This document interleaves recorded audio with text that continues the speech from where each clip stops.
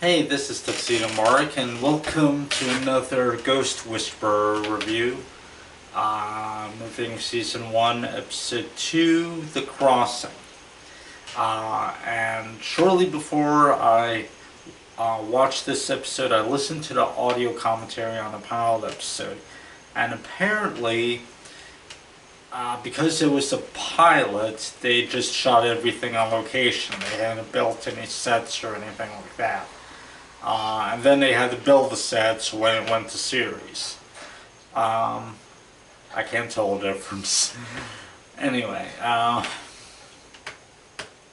and they talked about the clothing choices for Melinda's character and the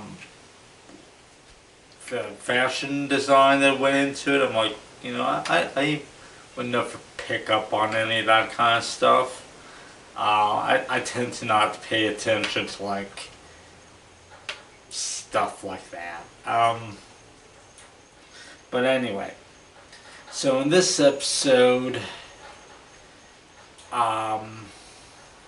Melinda's on the phone with her husband. Her husband's at home.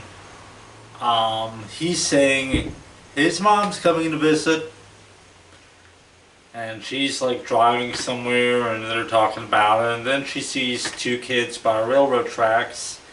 So she's like, I got a situation. I gotta go. And she hangs up and goes over to the kids. One of them, I forget his name, but he's like an Asian kid. He's the son of like a salon owner near Melinda's store. The other kid is some kid named Kenny.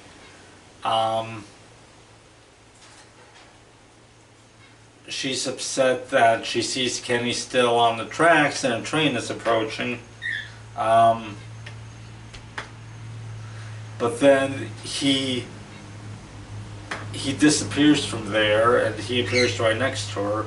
And then she sees that there's a memorial by the tracks, and Kenny is a kid that died there. And Kenny says that if he gets lost or separated from his mom, that he's supposed to remain.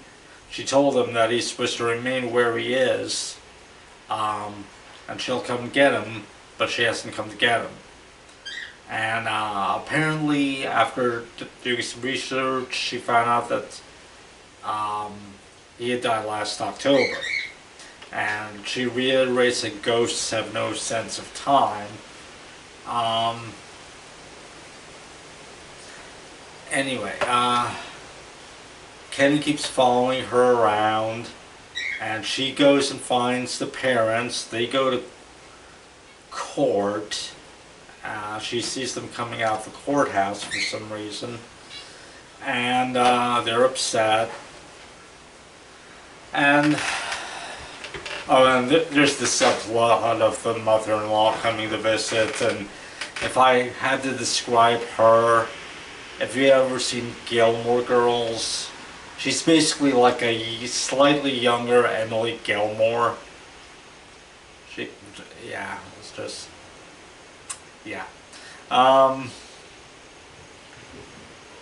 Anyway, so she goes to meet she has like her assistant at the antique store try to babysit Kenny, even though she can't see him. There's hijinks and stuff throughout the episode, kind of funny.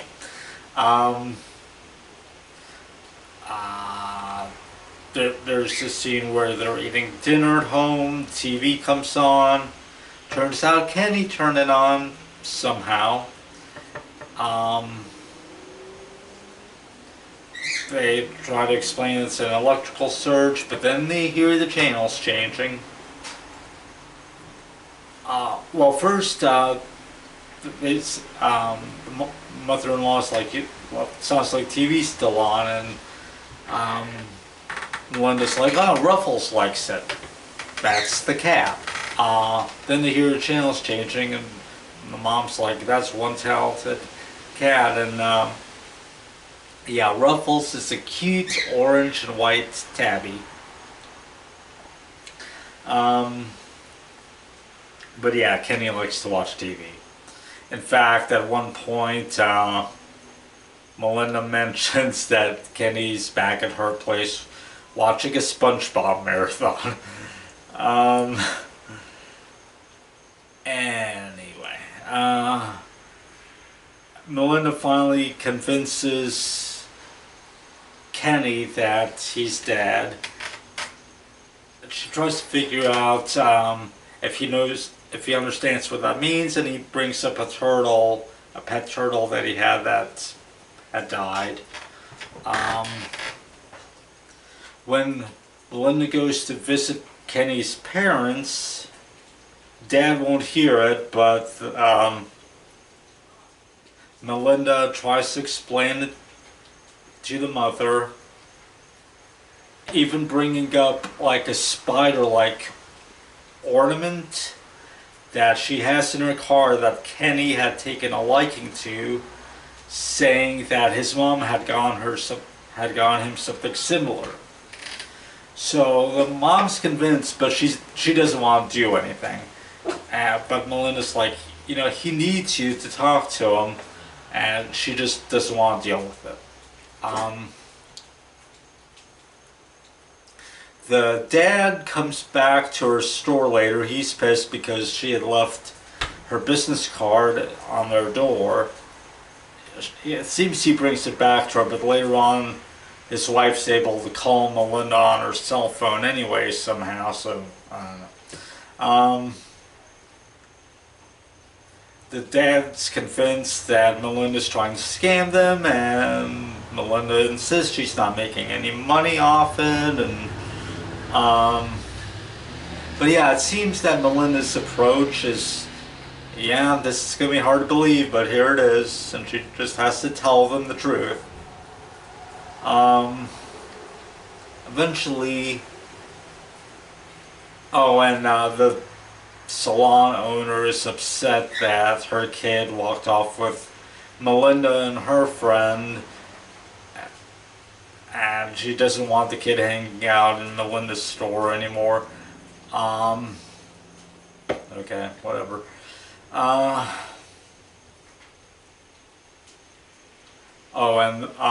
Melinda's mother-in-law keeps thinking Melinda's weird and something's going on. But I'll get to that. So Melinda, Kenny's mom finally calls Melinda,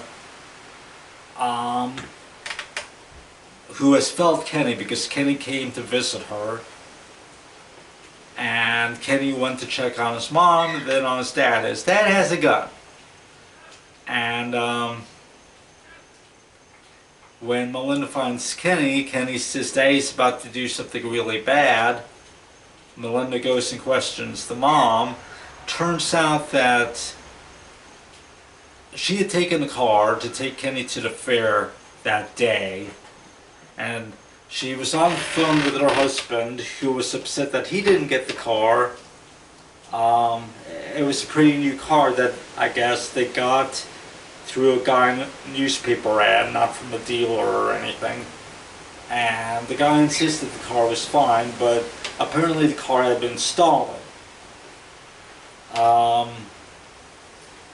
Now, Kenny has a younger sister, like a baby, but Kenny was in the back seat, and when the car stalled on the train track and a train was approaching, the mom took Kenny out of the car, told him to run and get out of the way, and then she took the baby.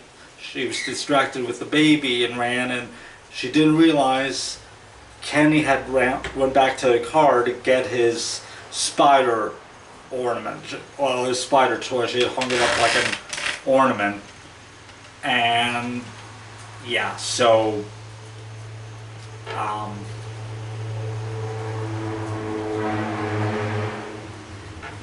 yeah, so she was upset, and apparently the dad had now gone to confront the dealer who they lost the civil suit case to in court recently. So he confronts the guy.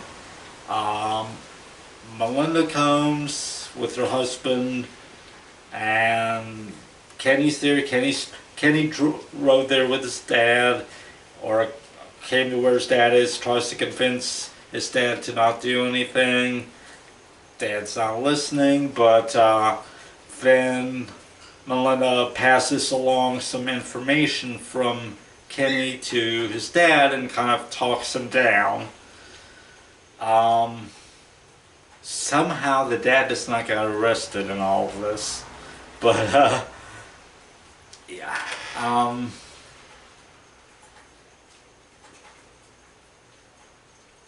So that's another case solved. Now, there's like a scene at the end where, I mean, Melinda tries to kind of sort of explain this stuff to her mother-in-law, but she leaves out the supernatural parts. She just talks about how she supposedly can help people heal, and she's being kind of vague about it, and she ends up not telling her mother-in-law the truth.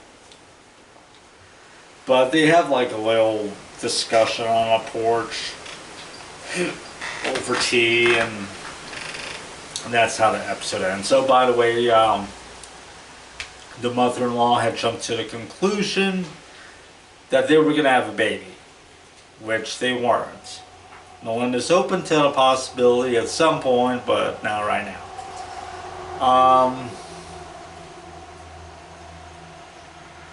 So that's that. It was a nice episode. Not